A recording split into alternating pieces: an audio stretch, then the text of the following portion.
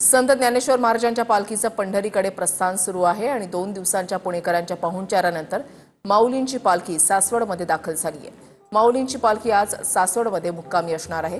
ज्ञानोबा तुकोरामांच्या जयघोषामध्ये वारकरी पालखीमध्ये तल्लीन झालेत।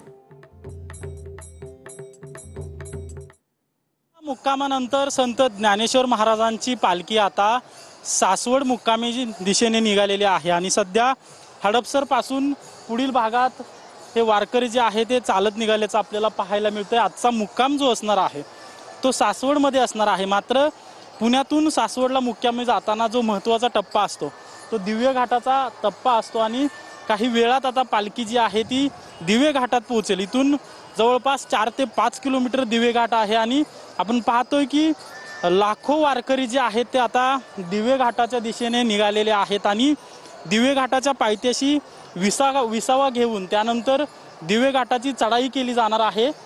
काही वेळातच दिव्य घाटाला हे वारकरी सगळे पोहोचतील आणि आजचा जो मुक्काम असणार आहे तो सासवडमध्ये असणार आहे। कॅमेरा पर्सन सुशांतसह अजिंक्य धायगुडे, TV9 मराठी, पुणे।